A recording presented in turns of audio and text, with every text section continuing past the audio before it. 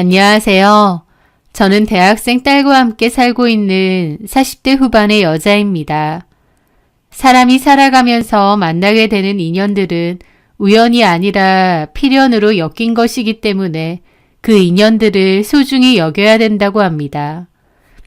그 중에서 특히 가족관계는 보통 인연이 아니기 때문에 그런 소중한 인연을 홀대하거나 쓸모가 없어졌다고 버리면 언젠가는 화를 입는다는 글이 있더라고요.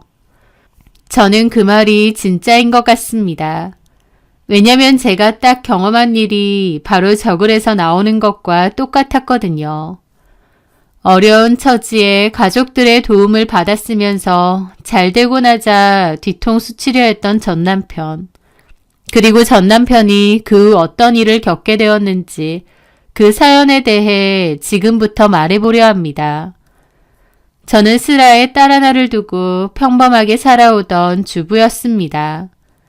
저희 딸은 초등학생 때부터 바이올린 쪽으로 두각을 나타내서 그쪽으로 진로를 일찌감치 정했어요. 악기 전공으로 가르치려고 하니 돈도 많이 들긴 했지만 하나밖에 없는 딸이고 또 재능도 있다고 하니 저희 부부는 최선을 다해 지원을 해주고 싶었습니다. 예술중학교를 들어갔고 레슨을 받거나 학원을 가는 등 제가 운전을 해줘야 하는 일이 많았어요. 그래서 저는 따로 직장은 못 구했고 대신 아이 라이딩하는 틈틈이 인터넷을 이용해서 하는 마케팅 부업 같은 거에서 아이 학원비나 제 기름값 정도 벌고 그랬습니다. 그맘때 남편은 중견기업에 다니고 있었는데 오래 다녀서 연봉도 좋았어요. 그래서 조금은 빠듯해도 외벌이로서 크게 문제될 건 없었습니다. 남편도 저에게 따로 직장은 구하지 말고 아이한테만 신경을 쓰라고도 했었고요.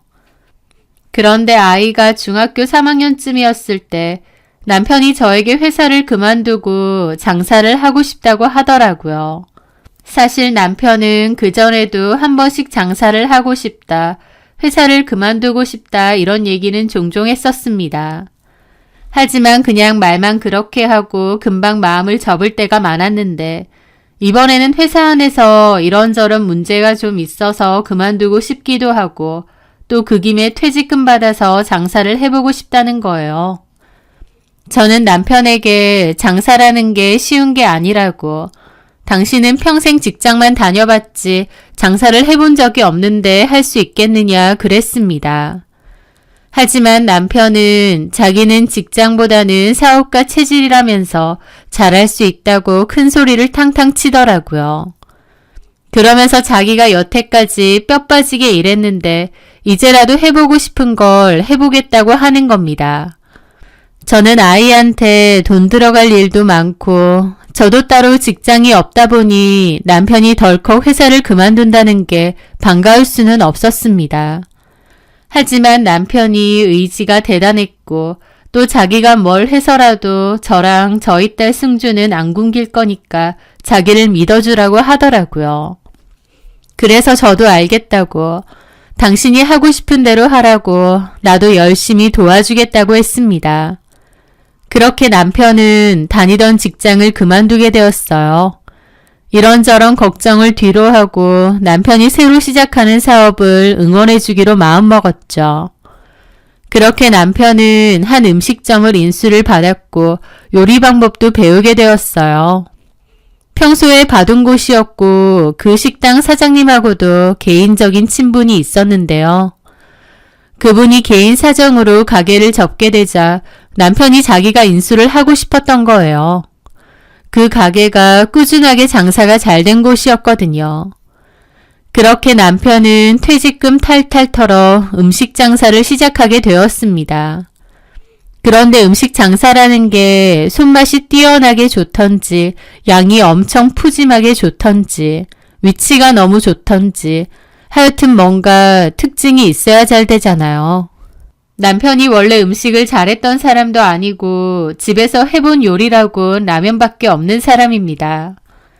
그런 사람이 갑자기 음식 장사를 하니 아무리 다 배웠다 한들 예전 맛집의 맛이 재현이 되겠나요?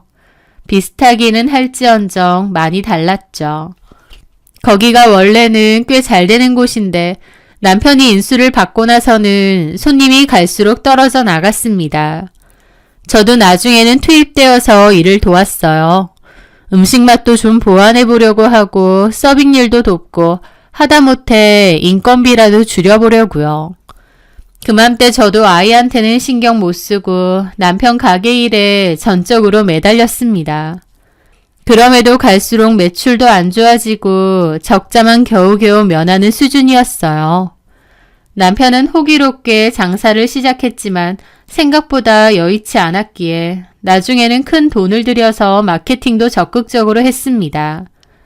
저도 좀 도와보려고 나름 가게 블로그도 만들어서 홍보도 하고 노력을 했지만 근본적으로 뭐가 달라진 게 아니다 보니 장사는 계속 지지부진했죠. 매출이 갈수록 떨어졌기 때문에 이대로 가다가는 문을 닫아야 될지도 모르겠더라고요. 투자했던 돈은 고스란히 날린 채로요. 그때 저도 속으로는 너무 힘들었고 그냥 회사 잘 다니지 왜 굳이 장사를 한다고 해서 이 고생일까 싶기도 했습니다.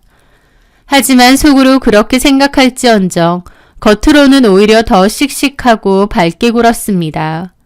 왜냐면 가장 힘든 사람은 남편일 거라고 생각했거든요. 좋을 때만 가족 아니고 힘들고 어려울 때도 서로 붙돋아주고 힘이 되는 게 가족이잖아요. 그러던 와중이었습니다. 저희 친정엄마는 친정아버지 돌아가시고 나선 시골 외할머니 댁으로 내려가셔서 혼자서 사시는데요. 거리도 있고 평소에 바쁘다 보니 자주는 못 찾아뵈거든요. 그맘때 엄마 생신도 있고 너무 못 간 것 같아서 가족들 다 같이 엄마를 뵈러 갔습니다. 그날 엄마가 저희 식구들 온다고 음식을 많이 준비해 주시고 특히나 제가 좋아하는 닭도리탕도 해주셨어요. 저희 엄마도 사실 예전에 동네에서 닭도리탕 장사를 하셨거든요. 가게 크기는 작았지만 장사는 꽤 잘된 편이어서 동네 안에서는 나름 오래된 맛집이었습니다. 그러다가 아빠가 아프시고 돌아가시면서 접으시고 시골로 내려가신 거고요. 저는 엄마의 닭도리탕이 너무 맛있다 보니 다른 웬만한 곳에서는 먹어도 맛있는지 모르겠더라고요. 그리고 제가 흉내내도 그 맛이 잘은 안 났습니다. 하여튼 저 온다고 엄마가 실력을 발휘하셨고 저희 가족들은 엄마의 닭도리탕을 개눈 감추듯 먹었습니다. 그런데 남편이 한참 먹다 말고 바로 이거라고 외치더라고요. 뭐가 바로 이거야? 그래, 내가 왜 이걸 생각 못했지? 장모님 닭도리탕 최고잖아. 나도 이거 엄청 좋아했는데 까먹고 있었네. 근데? 나 식당 메뉴를 좀 바꿔야겠어. 지금 파는 걸로는 도저히 안 되겠어. 장모님한테 비법 배워서 이걸 팔아야겠어. 남편은 저희 엄마의 닭도리탕 비법을 배워서 그걸 팔아보겠다는 거예요. 저희 엄마도 과거에 이걸로 장사를 했었고 꽤 잘 되기도 했었다 보니 나쁘진 않을 것 같더라고요. 어차피 이대로 가면 가게 문 닫는 건 시군중 먹기인데 뭐라도 해봐야 될 것 같았으니까요. 그렇게 남편은 가게 임시 휴업을 걸고 엄마에게 내려가서 닭도리탕 비법과 밑반찬 방법도 배웠습니다. 사실 엄마 장사하실 때도 배우고 싶다는 사람이 종종 있긴 했는데 엄마는 굳이 뭘 하면서 안 가르쳐 주신 걸로 알거든요. 그런데 사위가 알려달라고 하니 엄마도 최선을 다해 적극적으로 알려주셨어요. 딸 내외가 아등바등 하는 걸 아셨기 때문에 도움이 됐으면 하시는 마음이었죠. 그렇게 남편은 엄마네 집에서 지내면서 닭도리탕 비법을 배웠고 나중에 저도 먹어보니 저희 엄마가 하는 맛과 거의 비슷하게 내더라고요. 남편은 그렇게 메뉴를 바꾸고 재오픈을 했습니다. 초반에는 홍보가 덜 돼서 그런지 장사가 오히려 그 전보다 더 안 되는 것 같았고 그 전 메뉴 먹으러 왔다가 메뉴가 달라진 거 보고 그냥 돌아가시는 분도 있었어요. 그래서 초기에는 더 장사가 안 됐죠.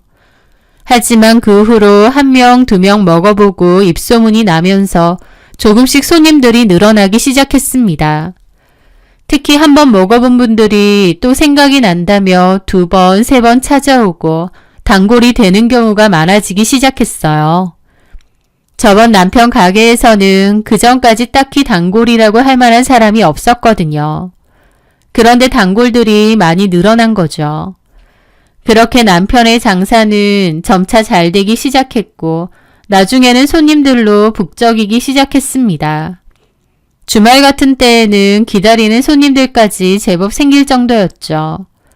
저희 집은 재오픈을 하고 몇 달 만에 소위 줄 서는 맛집이 된 겁니다.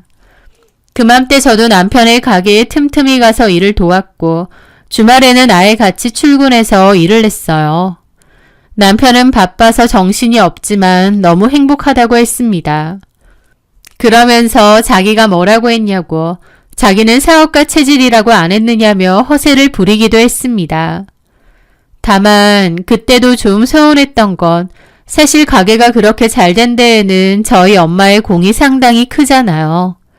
그럼에도 남편은 언젠가부터 자기가 잘해서 잘 된 것처럼 생각하는 것 같더라고요. 제가 한 번씩 우리 엄마한테 고마운 줄 알아 그렇게 장난을 치면 아, 그럼 장모님 감사하지 정도만 얘기하고 그냥 맙니다. 저도 같은 얘기 자꾸 하긴 좀 치사해 보여서 말았지만요. 가끔씩은 저 사람이 자기 혼자 잘 돼서 잘 된 줄 아나 싶을 때도 있긴 했어요. 하지만 그런 건 사실 부부끼리도 느끼는 사소한 서운함 정도였고 어쨌든 남편의 성공은 제 성공이기도 했기에 진심으로 기쁘고 좋았습니다. 가게가 망하기 직전일 때 너무 마음고생이 심하고 앞길이 막막하기도 했는데 그때를 생각하면 지금의 성공이 너무 감사하게만 느껴진 거죠. 그렇게 시간은 흘러 4년 정도 흘렀을 때였습니다. 남편의 가게는 꾸준하게 잘 되었고 저희 딸은 고등학교 2학년이 되었습니다.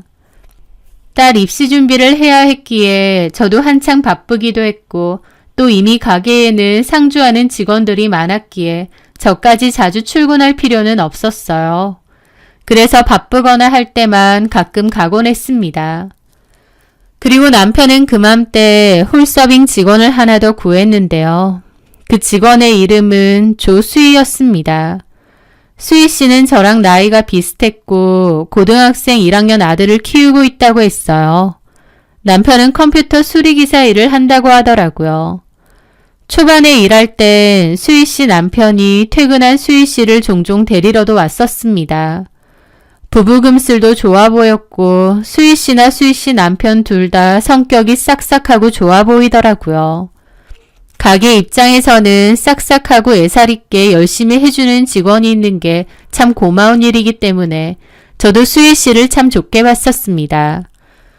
그런데 한 1년 정도 지났을 무렵이었습니다. 저는 오랜만에 아이랑 같이 밥을 먹기 위해 남편네 가게에 가게 되었어요. 그리고 거기서 직원분들이랑 얘기를 나누다가 별 생각 없이 수희 씨한테 오늘 비도 많이 오는데 남편분이 퇴근하면 데리러 오시냐 그랬거든요. 그런데 수희 씨 표정이 좀 어색해지면서 안 와요. 저 이혼했어요. 그러는 겁니다. 그 말에 저는 좀 당황했죠. 제가 가게에 자주 안 오긴 하는데 제 기억 속에는 수희 씨가 남편과 사이가 몹시 좋았던 걸로 기억하거든요. 그런데 난데없이 이혼을 했다고 하니 좀 놀랐죠. 하지만 남의 가정일이다 보니 제가 실례를 했나 보다 싶어서 먼저 사과를 했습니다. 아, 그랬어요? 미안해요. 나는 몰라서. 괜찮아요. 그 얘긴 더 이상 하지 않았지만 속으론 도대체 언제 이혼을 했다는 거지? 궁금하긴 했습니다. 그리고 그날 밤에 남편에게 물어봤어요. 나 오늘 모르고 실수했네. 뭘? 수희 씨 이혼했다며? 아니 언제? 내가 마지막으로 봤을 때 남편이 데리러 왔던 건 기억나는데 언제 이혼했대? 그 말에 남편도 미간을 찌푸리더라고요. 그런 걸 내가 어떻게 알아? 직원인데 몰라? 그런 얘기 안 해? 몰라. 바빠 죽겠구만. 그런 거 물어보고 다니겠어? 남 일에 관심은. 하면서 괜히 발끈하더라고요. 내내 붙어있는 직원이고 쉬는 시간 같은 때 모여서 이런저런 얘기도 많이 하지 않나요? 그런데 남편은 괜히 발끈하네 생각해서 저도 그냥 말았죠. 그런데 얼마 뒤 가게에 저랑 친한 주방 직원이 있는데요. 그 직원이 저에게 전화를 했습니다. 그리고선 청천벽력과도 같은 얘기를 전해주더라고요. 사모님, 사장님 있잖아. 요새 낌새 이상한 거 없어? 그게 무슨 말씀이세요? 내가 이 얘기를 할까 말까 고민 정말 많이 했는데 어쨌든 내가 사모님하고도 친하잖아. 그런데 사람 된 도리로서 모른 척하는 건 좀 아닌 것 같아서. 뭔데 그러세요? 사장님하고 수희 씨하고 보통 사이가 아닌 것 같아. 네? 저는 그 말에 머리가 띵해지더라고요. 직원들 사이에서 하름하름 소문이 퍼졌어. 두 사람 그렇고 그런 사이 같다고. 에이, 무슨 소리세요? 무슨 말도 안 되는. 누가 그런 소리를 하고 다닌단 말이에요? 뭐 때문에요? 직접 봤대요?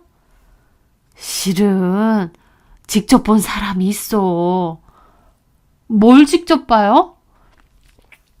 사장님하고 수희 씨가 같이 술 먹는 거 동네에서 본 사람도 있다고 하고 둘이서 은근히 서로를 보는 눈빛이 좀 달라. 게다가 수희 씨 이혼했다고 했잖아. 얘기를 도통 안 하니까 몰랐다가 나도 뒤늦게 알았는데 그 이혼이 사장님 때문이라는 얘기도 있고.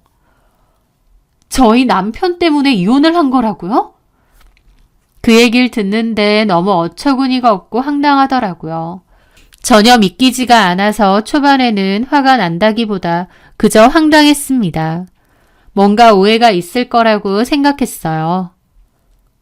두 사람이 따로 술 마시는 걸 누가 봤다는 거예요?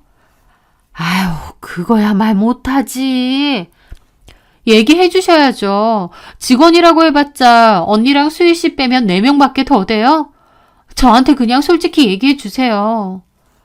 괜히 나한테 들었다곤 하지 말고. 그런 얘기는 안 할게요.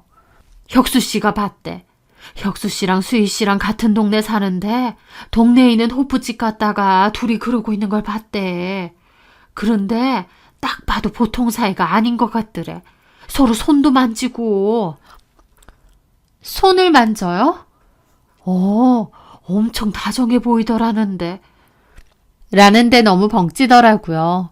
황당하고 현실감도 안 느껴졌습니다. 가게랑 집 밖에 모른다고 생각했던 내 남편이 바람을? 그것도 수희 씨랑? 이게 말이 되나 싶더라고요. 저는 전화를 끊고 나서도 한참이나 멍했습니다. 그리고 그날 저녁 저는 남편 가게에서 좀 떨어진 곳에다 시동은 끈 채 차를 대놓고 가만히 지켜봤어요. 가게 마감을 했고 잠시 후 직원들이 퇴근하고 나오더라고요. 남편은 인사만 하고 바로 안 나오고요. 그리고 수희 씨도 나오는 게 보였습니다. 수희 씨는 가게 뒤편에 대놓은 차에 올라탔고 바로 출발하더라고요. 남편은 좀 더 가게에 있다가 문을 닫고 차에 올라타고요. 딱히 둘이서 같이 어딜 가는 것 같지는 않았고 남편의 차도 좀 있다가 출발을 했습니다. 퇴근하고 집으로 가는 것 같았죠. 저는 긴가민가한 생각으로 좀 멀찌감치 떨어져서 따라가고 있었어요. 그런데 집으로 가는 줄 알았던 남편의 차가 갑자기 다른 방향으로 확 틀더라고요. 뒤에서 뒤따라오던 저는 그 순간 심장이 철렁하는 겁니다. 저 사람이 집으로 안 가고 어디로? 라는 생각이 들었죠. 그렇게 저도 남편이 들어간 방향으로 따라갔는데 남편의 차가 안 보이는 겁니다.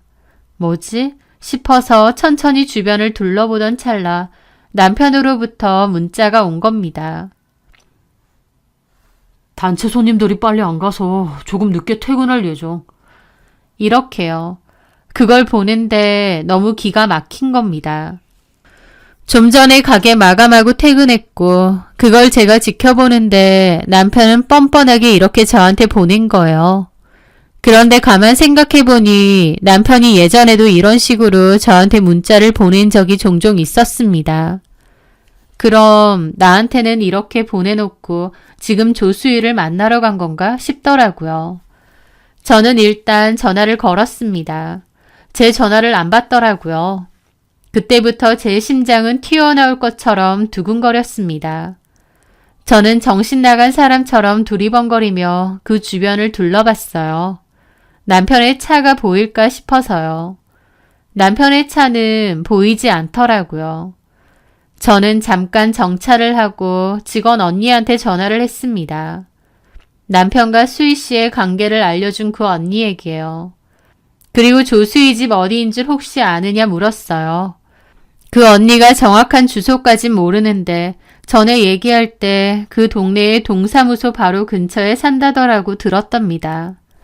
주변을 찾아보니 동사무소가 보였고 그 근처에 차를 대고 걸어다니면서 남편의 차를 찾았습니다.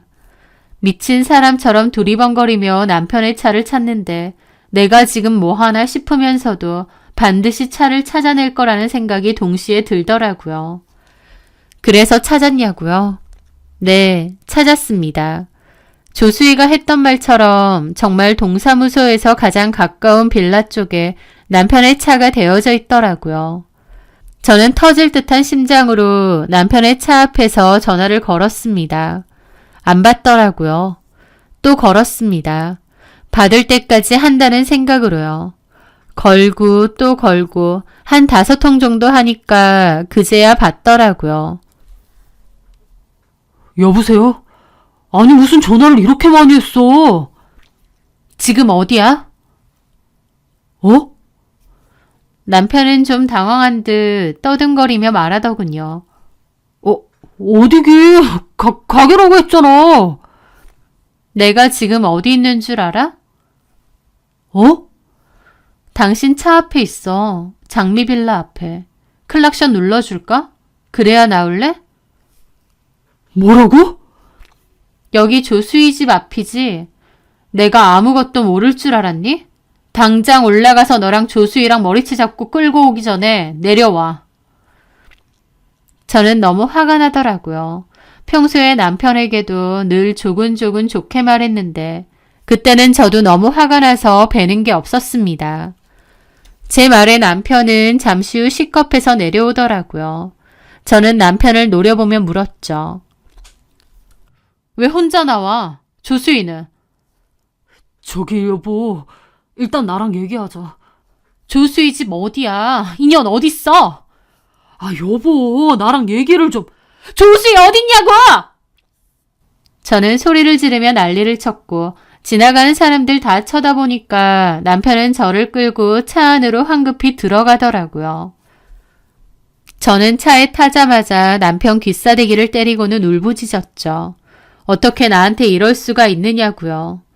남편은 굳은 얼굴로 바로 출발하더라고요. 저는 가는 내내 울고 소리 지르고 남편은 아무 말도 하지 않았습니다. 그렇게 집 주차장으로 왔고 남편과 저 둘 다 30분가량 아무 말도 안 하고 가만히 앉아 있었습니다. 할 말 없어? 미안하다. 조수희랑 바람핀 거 맞지? 미안하게 됐다. 네가 인간이야? 우리 엄마 요리 비법 가져다가 식당 잘 되니까 바로 딴짓이야? 제 울분에 찬 외침에 남편은 고개만 숙인 채 그저 미안하다는 말만 반복했습니다. 하지만 그 눈빛 어디에서도 진심 어린 반성은 찾아볼 수 없었죠. 집으로 돌아오는 내내 그리고 집에 도착해서 언제부터 그랬느냐 물어봤습니다. 남편은 입을 열지 않았고 저는 그럼 그냥 이혼하자고 했습니다. 제가 이혼 얘기를 하는데도 남편은 가만히 있었는데 오히려 그 모습에 가슴이 철렁하더라고요. 이 인간이 진짜 이혼을 하든 말든 상관없다 그건가 싶고요. 그런데 남편이 갑자기 빌기 시작했습니다. 내가 정말 죽을 죄를 지었다. 죽을 죄를 지었으면 다 얘기하라고.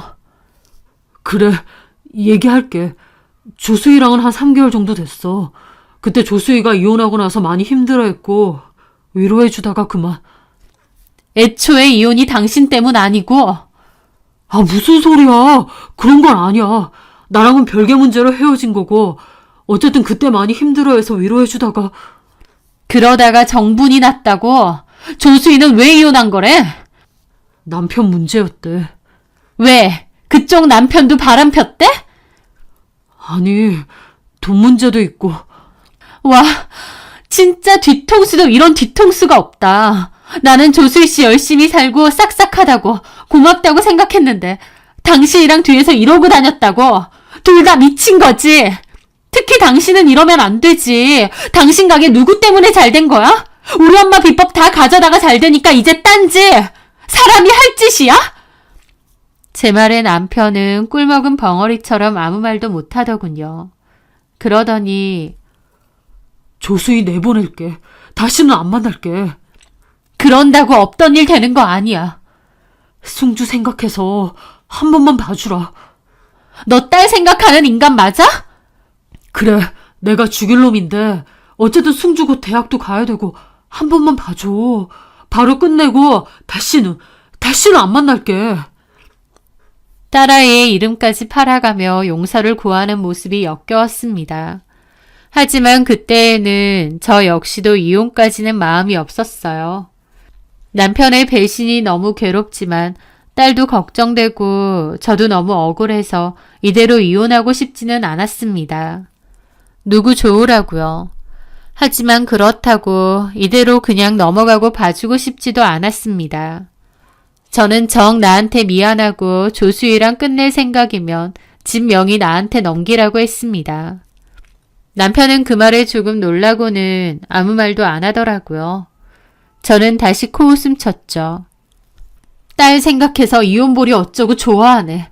적당히 속이고 뒤에선 또 조수희 만나게. 사람을 물러봐? 됐어. 그냥 이혼해.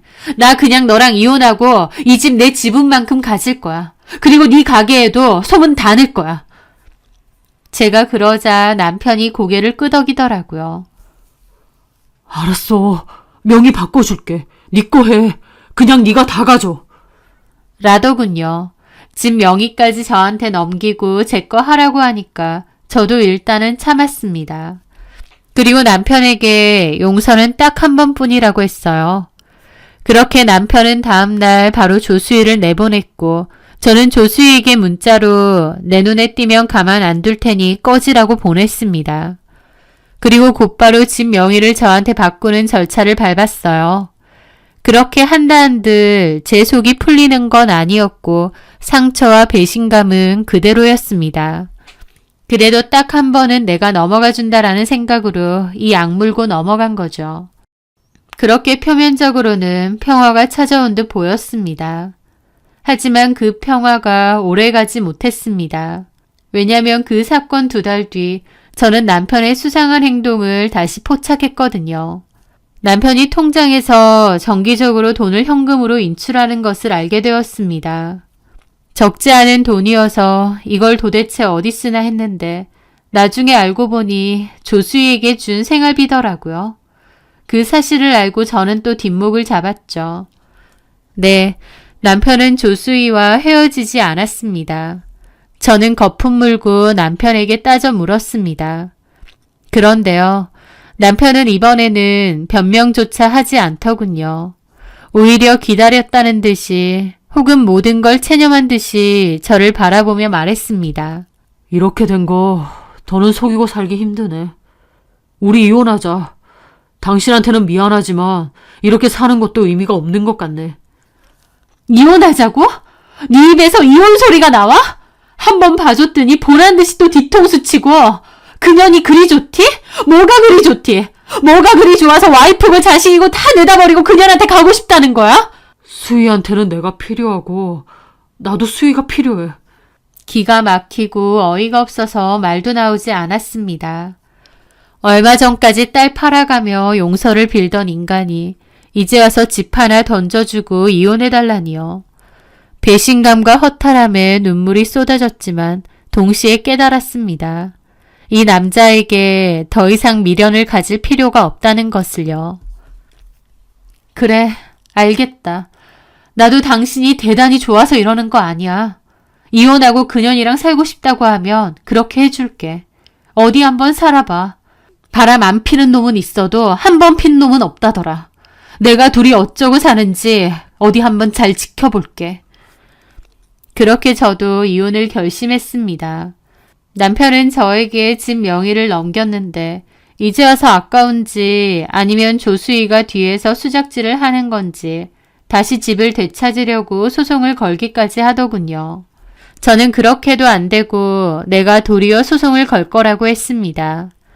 그런 옥신각신 끝에 결국 집은 남편의 지분 없이 온전히 제가 갖기로 했고 대신 위자료 소송 없이 이혼을 하기로 했습니다.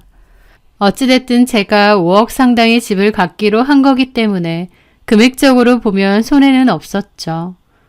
남편도 집은 저한테 넘겼지만 어쨌든 장사 잘 되는 가게도 있고 그토록 원하는 조수희랑 새살림도 차릴 수 있다 보니 신나 보이더라고요. 그렇게 모든 것을 정리하고 남편과 저는 남남이 되었습니다. 그 과정에서 저희 딸도 그 사실을 다 알게 돼서 아빠를 더 이상 안 보고 싶다고 하더라고요. 남편 놈도 조수희한테 푹 빠져서 딸애한테 연락도 제대로 안 했고요. 여자에 미치니 자식도 안 보이는 그런 인간이었습니다. 그렇게 남편과 저는 갈라선 후 각자의 삶을 살고 있었어요. 그런데 이혼하고 얼마 지나지 않아 전 남편의 가게에는 이상한 일이 벌어지기 시작했습니다. 전 남편이 운영하는 가게의 통유리창에 누군가 밤사이 붉은색 락커로 불륜 남녀, 더러운 인간들 같은 험한 글씨를 휘갈겨 놓고 달아나는 일이 발생한 겁니다. 소식을 전해 들었지만 저는 아무렇지도 않았습니다. 그들이 자초한 일이니까요. 그런데 아니나 다를까 전 남편에게서 길길이 날뛰는 전화가 걸려왔습니다. 당신이지? 당신이 한 짓이지? 집까지 줬는데 뒤에서 이런 치졸한 짓이나 해? 저는 코웃음을 치며 차갑게 대답했습니다. 놀고 있네. 나는 니들 어떻게 사는지 관심도 없고 얽히고 싶지도 않아. 어따 대고 난리야. 가게에 CCTV도 없어? 그 CCTV가 고장이 나가지고 어쩌라고. 아무 증거도 없이 어따가 전화해서 난리야. 뭐 듣자니 불륜 어쩌고 적어놓은 모양인데 그럼 착하게 살지 그랬어. 당신 진짜 아니야? 나는 그렇게 가게에다 안 적지. 내가 했다면 네 면상에다가 적었을 거다. 다시는 이딴 전화하지 마. 그렇게 저는 전화를 끊었습니다. 그런데 저도 좀 궁금하긴 하더라고요. 도대체 누가 싶었죠. 남편이 그 낙서를 지웠는데 얼마 뒤에 또 붉은 글씨가 새겨졌습니다. 덕분에 동네에는 전 남편과 조수희의 불륜 사실이 삽시간에 퍼져나갔죠. 손가락질하는 사람들과 수군거리는 시선 때문에 가게는 장사에도 큰 타격을 입기 시작했습니다. 계속되는 낙서와 주변의 따가운 시선에 미칠 지경이 된 전 남편은 결국 범인을 잡기 위해 남편은 가게 CCTV도 고쳐서 새로 달았는데 한동안은 또 괜찮았나 보더라고요. 그런데 얼마 뒤 결국 덜미가 잡히고 말았습니다. 컴컴한 새벽 시간 주위를 살피며 붉은 락커를 꺼내 유리창에 글씨를 쓰는 그 범인은 다름 아닌 조수희의 고등학생 아들이었던 겁니다. 조수희의 아들은 조수희가 이혼 후 친아빠랑 산다고 들었던 것 같아요. 원래는 말수 적고 조용조용한 학생이었던 걸로 아는데요. 엄마의 불륜으로 가정이 깨지고 또 아빠와 자신을 버리고 새 가정을 꾸린 엄마에 대한 원망, 제 전남편에 대한 분노로 그런 짓을 벌인 거였습니다. 전남편은 저에게 조수희가 먼저 이혼을 했고 그걸 위로해주다가 눈이 맞았다고 하지만 사실은 아니었어요. 그 두 인간이 진작에 눈이 맞아서 바람이 났고 그걸로 조수희도 이혼을 한 거였더라고요. 그 더러운 인간들의 짓 때문에 그 아들도 상처를 받아서 이런 짓을 벌인 거였습니다. 범인을 확인한 전 남편은 그 길로 조수희에게 달려가 난리를 친 모양이었어요. 그리고 경찰에 신고한다고 했는데 조수희는 당연히 아들이니 신고는 안 된다고 했겠죠. 그 일로 둘 사이도 상당히 틀어진 모양이었습니다. 결국 남편은 조수희가 필사적으로 말림해도 조수희 아들을 재물 손괴 혐의로 신고해버렸다고 하더라고요. 아무리 잘못을 저질렀다지만 자기 아들을 경찰에 넘겨버리니 조수희 역시 전 남편에게 완전히 정이 떨어진 듯 했습니다. 그 일을 계기로 두 사람은 서로에게 온갖 저주를 퍼부으며 처절하게 싸우다가 헤어졌다고 하더군요. 불륜으로 시작된 그들의 관계는 그렇게 파국을 맞이한 겁니다. 엎친 데 덮친 격으로 동네에는 이미 전 남편과 조수희의 불륜 사실, 그리고 조수희 아들의 낙서 사건까지 모르는 사람이 없을 정도로 소문이 쫙 퍼진 상태였습니다. 사람들은 대놓고 그들을 손가락질했고 가게 앞을 지나갈 때마다 혀를 차거나 비웃음을 흘렸습니다. 전 남편의 가게는 더 이상 예전의 맛집이 아니었습니다. 인터넷 가게 리뷰에는 불륜 남녀가 운영하는 더러운 곳, 음식에서 불륜 맛이 난다, 가정 파괴범 가게는 망해야 한다 등 온갖 악성 댓글과 조롱 섞인 별점 테러가 끊이질 않았습니다. 손님들의 발길은 당연히 뚝 끊겼다고 하더군요. 결국 얼마 버티지 못한 전 남편은 쓸쓸하게 가게 문을 닫아야만 했습니다. 한때 사업가 체질이라며 큰소리치던 그의 짧은 성공은 그렇게 허무하게 막을 내렸습니다. 물론 그 성공조차도 저희 엄마의 비법을 가져다가 이뤄낸 것이지만요. 가장 힘들 때 옆에서 힘이 되어주고 버텨준 가족들은 나몰라라 하고 배신하고 딴짓하던 남편의 말로가 참 비참해졌더군요. 반면 저는 어떻게 지냈냐고요? 제가 전 남편에게 받았던 그 집의 가격이 그 사이 호재로 크게 올랐습니다. 저는 적당한 시기에 집을 팔아 상당한 이익을 보게 되었고 그 돈으로 제 딸 승주가 입학하게 된 대학교 근처에 집을 새로 구했습니다. 지금은 딸과 함께 서로 의지하며 아주 편안하고 행복하게 잘 살고 있고요. 모든 것을 잃고 초라해진 전 남편의 소식을 간간히 전해 들을 때마다 저는 생각합니다. 어려운 시절 온 가족이 나서서 도와주고 심지어 우리 엄마의 소중한 가게 비법까지 아낌없이 내주었건만 성공하자마자 은혜를 원수로 갚고 배신했던 그 남자. 눈앞의 욕망 때문에 자신에게 주어진 소중한 것들을 스스로 걷어찬 그가 참 어리석다는 생각과 함께 인과응보라는 말은 역시 틀리지 않는다는 것을 다시 한번 느끼네요. 제 사연 들어주셔서 감사합니다.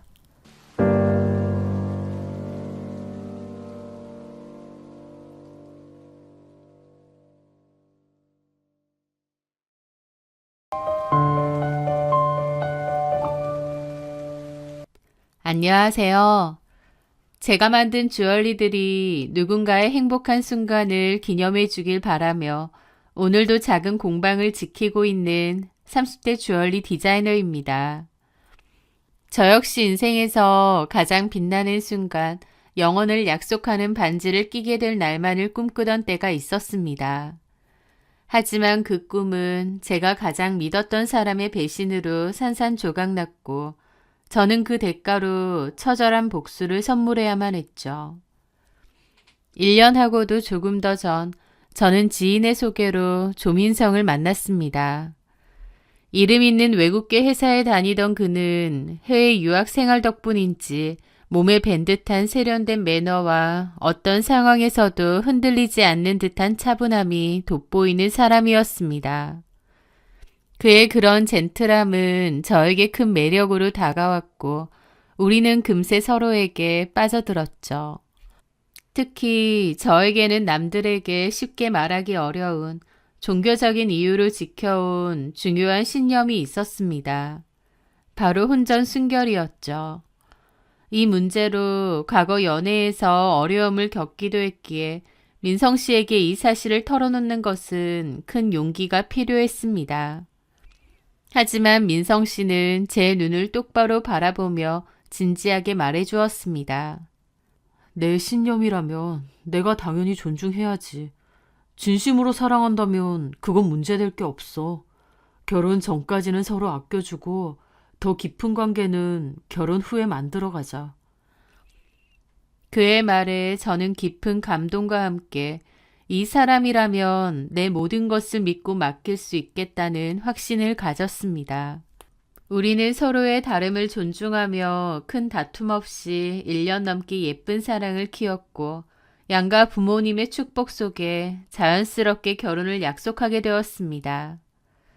결혼 날짜가 잡히고 준비가 한창일 무렵 민성 씨는 자신의 회사 동료이자 가장 친한 친구 커플에게 저를 꼭 소개해주고 싶다고 했습니다.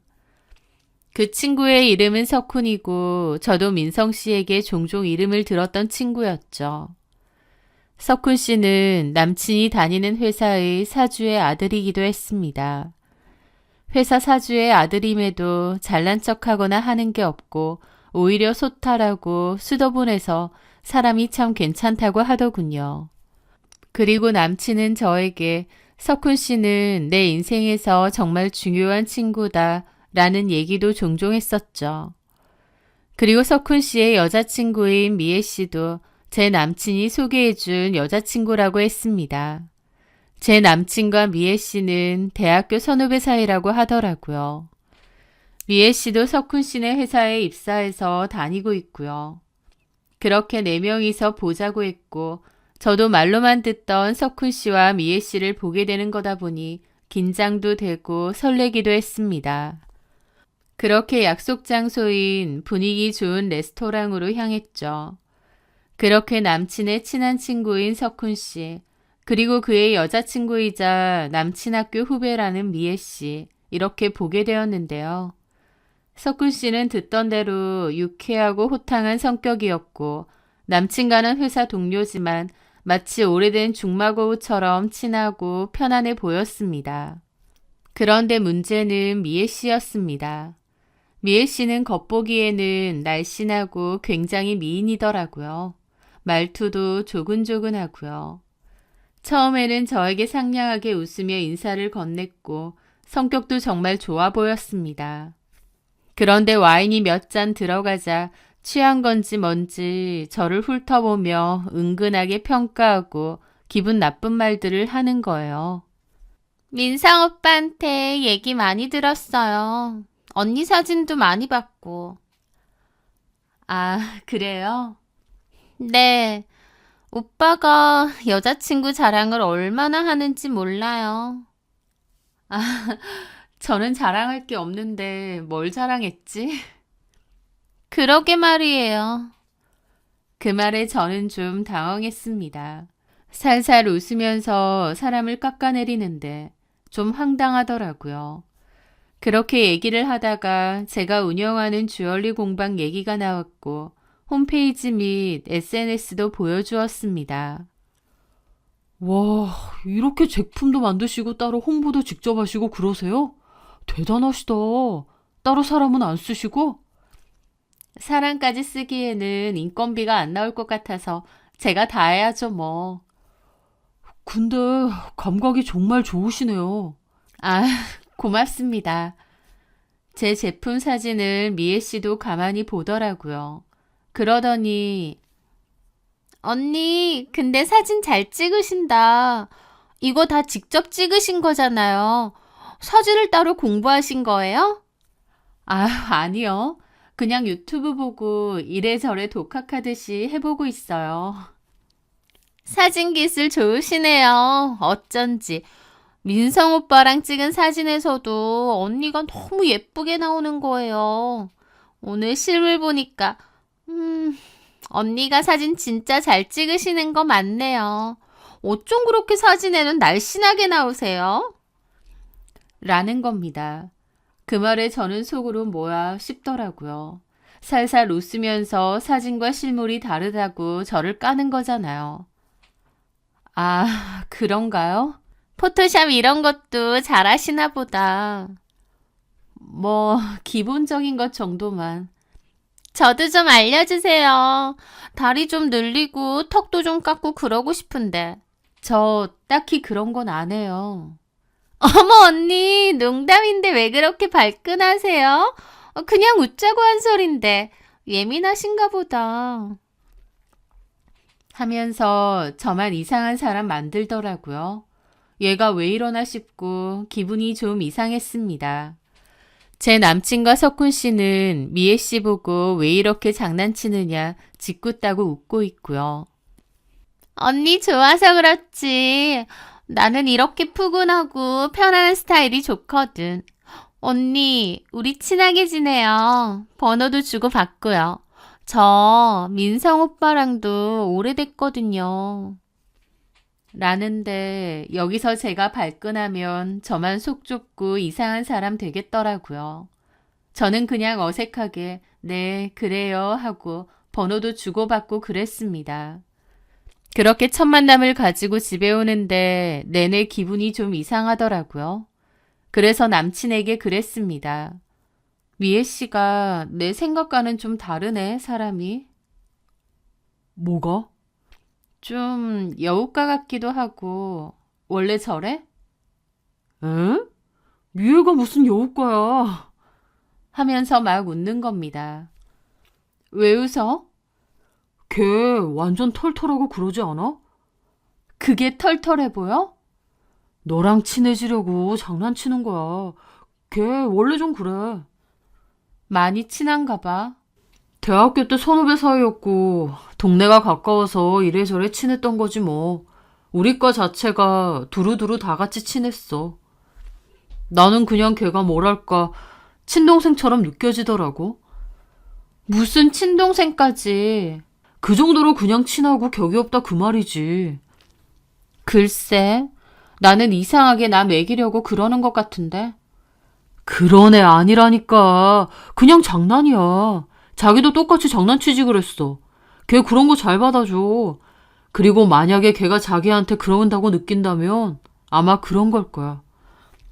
어떤 거? 옳게 생긴 신우 같은 느낌이라고 할까? 무슨 신우야. 미애 씨가 뭐 진짜 당신 친동생도 아닌데. 말하자면 그렇다 그거지. 하여튼 걔 그냥 단순한 애고 한 번씩 생각 없이 말하기도 해. 그러니까 별로 신경 쓰지 마. 그러면서 악이 없다고 원래 그런 애라고 웃으며 넘어가는 겁니다.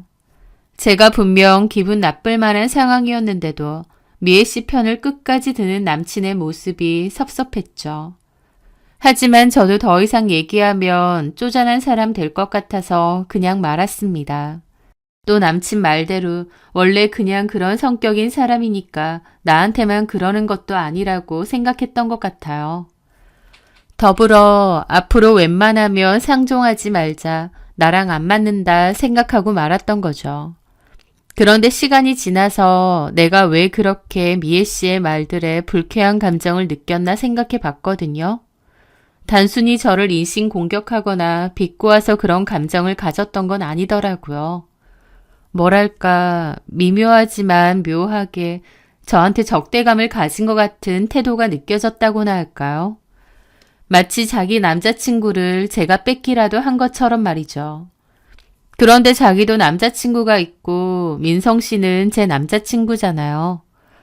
그런데 뭔가 저에게 날이 선 듯한 모습이 보였기에 그래서 더욱 기분이 좀 묘했던 것 같더라고요. 그때 분명 어떤 느낌이 있었음에도 그냥 지나친 것 같아요. 이제 와서 보면 어떤 촉이었는데 말이죠. 그런데 그 후에도 한 번씩 찜찜한 일은 있었습니다. 하루는 남친이 연락이 안 되더라고요. 주말에 드레스를 보러 가기로 했기 때문에 그런 약속을 잡기로 했는데 연락이 안 된 거죠. 뭐지 싶었는데 남친은 한참이나 시간이 지나 밤에야 연락이 되었습니다. 어떻게 된 거냐고 하니까 회사 일이 너무 바빴다고 미안하다고 하더라고요. 그래서 얼마나 바쁘면 몇 시간 동안 폰 한 번을 안 보지? 그렇게 생각하고 넘어갔습니다. 그런데 공교롭게 그날 SNS에서 우연히 미애 씨 계정을 보게 되었거든요. 그때 만났을 때 서로 다 같이 연락처를 주고받았다 보니까 연락처가 자동 동기화가 된 모양인지 미애 씨의 SNS가 뜨더라고요. 하여튼 그래서 별 생각 없이 미애 씨 SNS를 보게 되었는데 제가 최근에 가보고 싶었던 핫한 카페를 그날 갔다 왔더라고요. 어머, 여기 갔다 왔구나. 석훈 씨랑 갔다 온 건가 생각하고 말았죠. 그런데 그 일이 있고 3일 정도 뒤에 남친 차를 탔는데요. 남친은 영수증 같은 걸 차에다가 막 넣어두거든요. 그날도 영수증 2개가 컵홀더에 처박혀 있었는데 저는 차에다가 이렇게 지저분하게 두지 말라고 잔소리를 하며 그 영수증을 꺼내서 버리려고 열었죠. 그런데 문득 영수증을 보니 카페인 거예요. 제가 가고 싶어 했던 그 핫한 카페 말이죠. 여길 갔다고? 언제 갔지? 싶었던 저는 그 영수증을 자세히 보게 됐는데 날짜가 3일 전인 겁니다.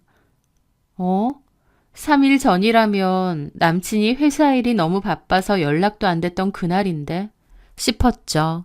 그 순간 뭔가 등골이 싸하더라고요.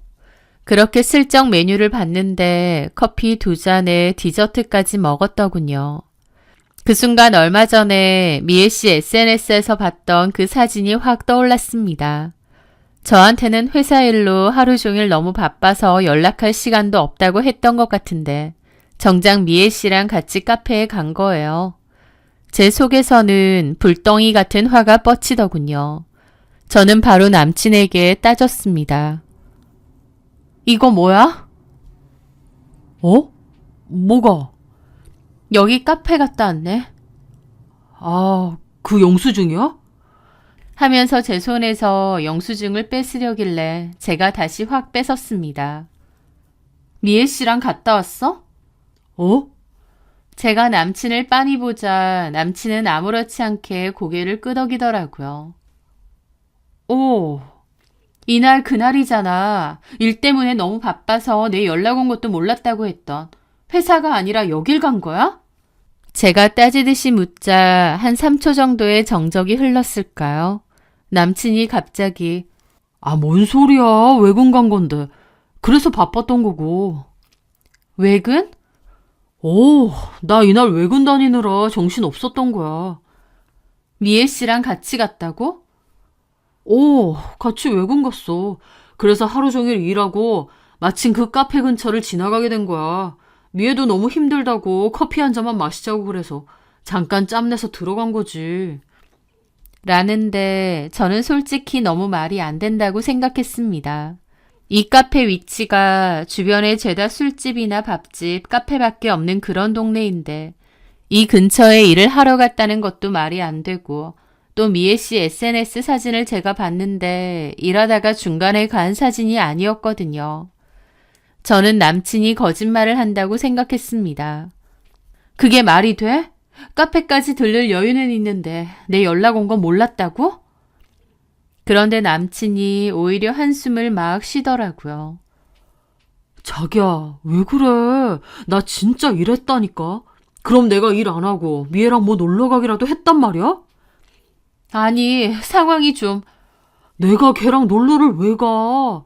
자기야, 하루 종일 바빠 죽겠는 사람한테 그런 오해 너무 섭섭하다. 자기는 회사를 안 다니니까 모르겠지만 회사 생활 해봐. 어쩔 땐 하루가 어떻게 가는지도 모르게 정신없을 때도 많아.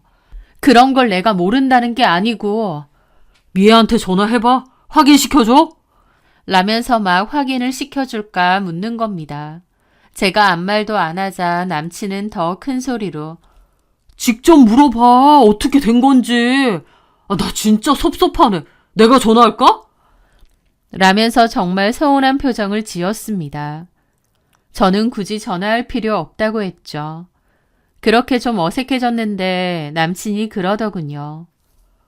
자기야, 미애는 내 후배기도 하지만 그냥 회사 동료기도 하고 또 석훈이 여자친구기도 해. 무려 내가 소개시켜준. 알지? 그건 아는데... 근데 무슨 생각을 하는 거야? 자기 같으면 기분 좋겠어? 자기랑 결혼하려고 요즘 쎄 빠지게 일하는데 그런 오해나 받으면 와, 나 진짜 서운하네. 하면서 눈물까지 글썽이는 걸 보니 제가 괜히 미안하더라고요. 지금 보면 그 기세에 제가 밀린 거죠. 저는 오히려 제가 미안하다고 그랬고 남친은 다시는 그런 오해하지 말라고 진짜 기분 나쁘다고 했습니다. 그날 일은 결국 그렇게 흐지부지 지나갔고 정말 제 오해인 줄 알았어요. 그런데 얼마 뒤 제 오해가 아니라 남친의 완벽한 연기라는 것을 알게 되었죠. 그 후로도 저희의 결혼 준비는 계속 진행이 되었는데요. 신혼집은 남친이 혼자 살던 아파트에서 시작하기로 했습니다. 남친의 집에는 이미 가구가 있었기 때문에 필요한 가구 몇 가지만 새로 들이기로 했는데요. 그중 하나가 로봇 청소기였습니다. 원래 사려고 했던 로봇 청소기가 빅세일을 했기 때문에 미리 사놓고 남친 집에 들여놓았어요. 일종의 혼수 1호인 셈이었죠. 오빠, 이거 써봐. 훨씬 편할 거야. 남친은 편할 것 같다고 좋아하고는 바로 사용하더라고요. 그 청소기는 남친과 제 핸드폰 앱에 연동이 되어 있어서 원격 조종은 물론 청소 시작, 종료, 오류 알림까지 실시간으로 받을 수 있었습니다. 게다가 집사 모드라고 해서 전방 카메라 기능까지 탑재되어 있었어요. 별 생각 없이 남친 집에 로봇 청소기를 넣어두었지만 그때만 해도 그 작은 기계가 제 앞날을 뒤흔들 폭풍의 눈이 될 줄은 꿈에도 몰랐습니다. 운명의 그날은 결혼을 딱 한 달 앞둔 어느 토요일이었습니다. 원래 남친과 만나 침대 및 소파 가구점을 둘러보기로 한 날이었는데 아침 일찍 다급한 전화가 왔습니다. 자기야, 정말 미안해. 갑자기 회사에 급한 문제가 터져서 지금 당장 들어가 봐야 될 것 같아. 오늘 약속은 어려울 것 같은데 정말 미안하다. 주말에도 일하는 그가 안쓰럽기도 했지만 한편으로는 중요한 약속을 갑자기 취소하는 것이 조금 서운하기도 했죠. 하지만 회사 일이 그렇다는데 어쩌겠나요. 저는 어쩔 수 없이 혼자 공방에 나와 밀린 디자인 작업을 하고 있었습니다. 그런데 그날 오후 3시쯤 핸드폰에 알림이 울리는 거예요. 로봇 청소기의 청소가 시작되었습니다. 라는 알람이었죠. 어차피 밖에서도 핸드폰으로 조작이 가능하다 보니까 바쁜 와중에도 청소하려고 켰나 보다 생각하고 말았습니다. 그런데 10분쯤 지났을까 또 다른 알림이 울렸습니다. 오프라인이 되었다고 작동 오류가 뜬 거예요. 인터넷 와이파이 문제인지 기계 문제인지 모르겠는데 한 번씩 저런 오류가 뜨더라고요. 그런데 혹시나 주행 바퀴에 이물질이 끼었거나 이동 경로에 문제가 생겼나 싶기도 했습니다. 저번에는 실수로 베란다 문을 열고 작동했더니 베란다까지 청소를 한 적이 있거든요. 거기는 물이 있다 보니 로봇 청소기가 들어가면 고장이 날 수도 있는데 말이죠. 그래서 확인을 해보려고 대수롭지 않게 생각하며 앱을 열었습니다. 청소기가 어디에 멈춰 있는지 확인해야 다시 작동시킬 수 있으니까요. 그리고 정말 아무 생각 없이 카메라로 집안 보기 버튼을 눌렀습니다. 찰나의 로딩 시간 후 화면이 켜졌습니다.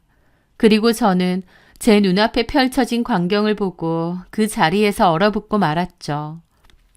카메라는 거실을 지나 침실 문 앞에서 멈춰 있었고 그 앵글 안에는 민성 씨의 침대가 보였는데요.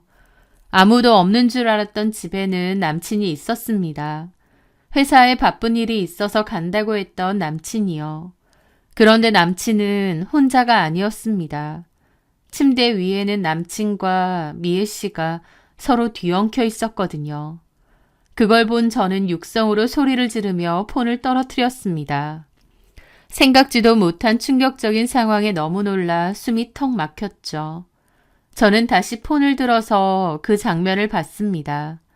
이게 현실인가? 내가 지금 뭘 보고 있는 거지? 회사 일 때문에 약속을 취소한다던 남친이, 내 신념을 존중한다며 손끝 하나 조심하던 내 남친이 가장 친한 동료이자 친구라던 석훈 씨의 여자친구와 우리가 함께 살아가야 할 신혼집에서? 더러운 인간들. 이가 갈리는 분노와 함께 배신감으로 눈앞이 캄캄해졌습니다. 하지만 그 순간 제 머릿속에는 단 한 가지 생각만이 스치더군요. 증거, 이걸 남겨야 해. 저는 떨리는 손가락으로 화면 녹화 버튼을 눌렀습니다. 로봇 청소기는 청소를 이어가면서도 틈틈이 남친과 강미애의 낯뜨거운 장면을 틈틈이 찍었고 저도 다 지켜보았습니다. 일을 마친 그들은 서로의 어깨에 너무나도 익숙하게 기댄 채 대화를 나누기 시작했죠. 로봇 청소기의 고성능 마이크는 그들의 역겨운 속삭임까지 하나도 놓치지 않고 생생하게 담아냈습니다. 오빠, 결혼 얼마나 남았지? 한 달 정도? 빠듯하네. 너도 슬슬 석훈이랑 결혼 준비해야지. 글쎄, 봐서 귀찮기도 하고. 왜? 왜? 석훈이 돈 많잖아. 돈 많은 건 좋은데 같이 있으면 솔직히 좀 노잼이야. 하품 나온다고. 오빠처럼 이렇게 스릴 있고 재밌진 않네. 그래도 석훈이가 알토라니야. 우리 회사 오너 외아들이잖아. 너 완전 로또 잡은 거야. 오빠도 그래서 석훈 오빠 옆에 딱 붙어 다니는 거 아니야? 라인 타려고? 당연하지. 회사 사장님 될 사람인데 눈도장 확실히 찍어야 할 거 아니야. 너도 내 덕에 시집 잘 가는 거고. 오빠는 내가 석훈 오빠랑 결혼해도 아무렇지도 않은 거지? 에이, 어떻게 아무렇지도 않겠어. 가슴이 좀 아리겠지. 그래도 괜찮아. 결혼은 결혼이고 우리는 또 이렇게 만나면 되잖아. 안 그래? 오빠는 그 여자 사랑하긴 해. 솔직히 실제로 보니 뚱뚱하고 별로던데. 오빠 그런 스타일 좋아해? 사랑이라기보다 뭐 착하잖아. 와이프감으로 나쁘지 않아. 속썩일 스타일은 아니니까. 그럼 난 와이프감으로 별로라 이 말이야? 에이, 그게 아니고 너처럼 이렇게 화끈하고 매력진 여자를 어떻게 와이프 자리에만 묶어두냐? 너무 아깝지. 뭐래 진짜. 결혼해도 우리는 이렇게 계속 만나자. 너도 좋잖아. 그러시든가. 근데 우리 이렇게 지낸 지도 벌써 꽤 됐는데. 오빠 그 순진한 여자친구는 진짜 아예 눈치 못 채지? 신기하네. 전혀 모르는 것 같아. 그냥 내가 하는 말은 다 믿으니까. 와, 진짜 덩치만큼이나 좀 둔하다. 눈치가 그렇게 없나? 그런 면이 좀 있지. 순진하고 둔하기도 하고. 그래서 내가 결혼하는 거기도 하고. 둔해서? 딴짓하기 좋아서? 그나저나 저 청소기 진짜 꼼꼼하게 청소하네. 나도 저거 살까봐. 여자친구가 사준 거지. 혼수 이러래. 웃겨. 오빠 여자친구는 알까 몰라. 본인 신혼집에 내가 이렇게 있는 건. 죽어도 모르지. 걔가 그런 거 확인할 애도 아니고. 두 사람은 뭐가 그렇게 재미있는지 저와 석훈 씨를 번갈아 비웃고 조롱했습니다. 저를 둔하다, 착해서 결혼한다, 딴짓하기 좋다고 말하는 남친의 목소리에는 일말의 죄책감도 찾아볼 수 없었습니다. 저는 차갑게 식어가는 분노 속에서 깨달았습니다. 이것은 단순한 바람이 아니라 아주 오랫동안 저를 완벽하게 속여온 기만이자 배신이라는 것을요. 저는 조용히 녹화 종료 버튼을 누르고 영상을 저장했습니다. 심장은 미친 듯이 뛰었지만 눈물은 나오지 않았습니다. 슬픔이나 배신감을 느낄 새도 없이 오직 이 더럽고 역겨운 두 인간을 어떻게 가장 처참하게 무너뜨릴 수 있을까 하는 생각만이 제 머릿속에 가득 차더군요. 제 마음속에는 이미 파혼을 결심했습니다. 하지만 그냥 순순히 파혼해주긴 싫더군요. 파혼할 때 하더라도 개망신을 줘야겠다 싶었습니다. 그렇게 저는 일단은 내색을 않고 그 후에도 평소처럼 민성 씨를 대했습니다. 그리고 며칠 뒤 그의 집에 잠시 들렀을 때 우연히 그가 핸드폰을 거실에 두고 샤워하러 간 틈을 이용해 그의 카카오톡을 확인했습니다. 그리고 거기서 저는 또 다른 추악한 진실과 마주했습니다. 제 남친에게는 영태라는 친구가 있는데요. 굉장히 오래된 친구라고 했습니다. 남친과 영태 씨가 나눈 카카오톡 대화를 보게 되었던 거죠. 영태 씨 역시 제가 몇 번 본 사람이었고 겉보기에는 멀쩡하고 차분해 보이는 친구였습니다. 하지만 그 둘의 대화는 거침이 없더군요. 야, 너 그러다가 네 여자친구한테 언젠가 들킨다니까. 적당히 좀 해라. 미애 걔랑 붙어 다니는 거 걸리면 어쩌려고. 에이, 안 걸리게 조심하고 있어. 걱정 마. 아니, 그렇게 좋으면 그냥 미애 걔랑 결혼하던가. 강미애랑 그렇게 죽고 못 살가면서 결혼은 왜 다른 여자랑 하냐? 야, 너는 집에서 매일 먹는 밥이랑 가끔 나가서 사 먹는 자극적인 외식이랑 같다고 생각하냐? 미친? 그럼 미애가 밖에서 사 먹는 외식이고 네 여자친구가 집밥이야? 그렇지. 미애 걔는 솔직히 결혼할 만한 애는 아니잖아. 왜? 뭐가 문제인데? 걔 대학교 다닐 때 별명이 뭔 줄 알아? 자판기였어, 자판기. 아무나 다 만난다고. 헐, 대박. 진짜? 그래. 그런 애랑 내가 미쳤다고 결혼하냐? 내가 걔 과거를 모르면 몰랐지. 그런 애랑은 결혼까지 하는 거 아니야. 와, 그럼 놀기는 강미애 같은 화끈한 애랑 실컷 놀고 결혼은 세상 순진하고 조신한 네 여자친구랑 한다?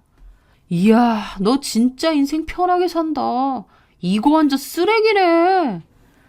원래 똑똑한 남자들은 다 이렇게 하는 거다, 임마. 순진하고 착해 빠져서 내가 하는 말은 다 믿지. 심지어 종교 때문에 아직까지 잠자리도 거부하는데 그거 존중해주는 척하니까 아주 감동해서 나한테 홀딱 넘어왔다니까. 헐, 진짜? 아직도? 와, 독하다 독해. 너도 힘들겠네. 힘들긴 뭐가 힘드냐. 밖에서 실컷 풀고 있는데. 오히려 좋아. 그렇게 순진하니까 내가 뒤에서 뭔 짓을 해도 절대 모를 거 아니야. 결혼하면 아주 고분고분 내가 하자는 대로 다 하겠지. 인생 선배 형님 보고 잘 좀 배워라. 저는 떨리는 손으로 이 모든 대화를 캡처하고 제 핸드폰으로 전송했습니다. 제 신념을 존중하는 척하며 뒤에서는 비웃고 이용했던 그의 역겨움에 구역질이 났습니다. 남친의 저급한 언어와 뒤틀린 가치관, 미애 씨와 놀아나면서도 뒤에서는 경멸을 퍼붓고 그리고 저를 향한 철저한 무시와 기만까지. 그의 젠틀한 가면 뒤에 숨겨진 진짜 모습은 상상 이상으로 추악했습니다. 영태라는 친구도 똑같은 부류의 인간이었고요. 제 결혼 상대가 이런 남자였다는 사실에 온몸의 피가 싸늘하게 식는 것 같았습니다. 며칠 후 예정대로 민성 씨는 4일간의 싱가포르 출장길에 올랐습니다. 이제 복수를 실행할 시간이었습니다.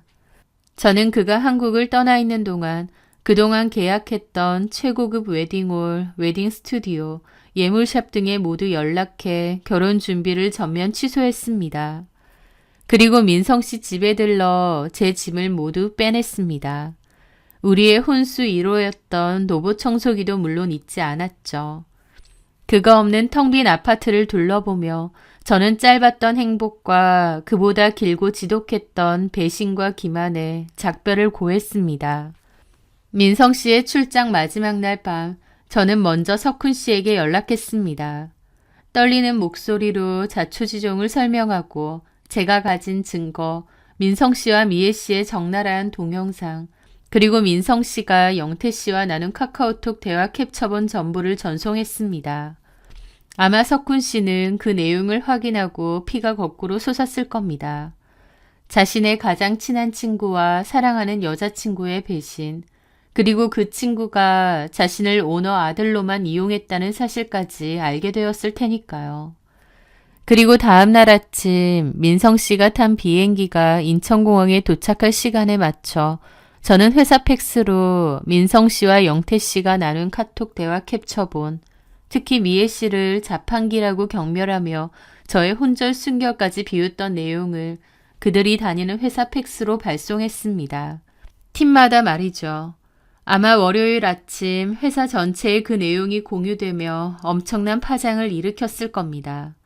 아니나 다를까 공항에서 집으로 가는 길이었을 민성 씨에게서 미친 듯이 전화가 걸려왔습니다. 그의 목소리는 당황과 분노로 완전히 갈라져 있더군요.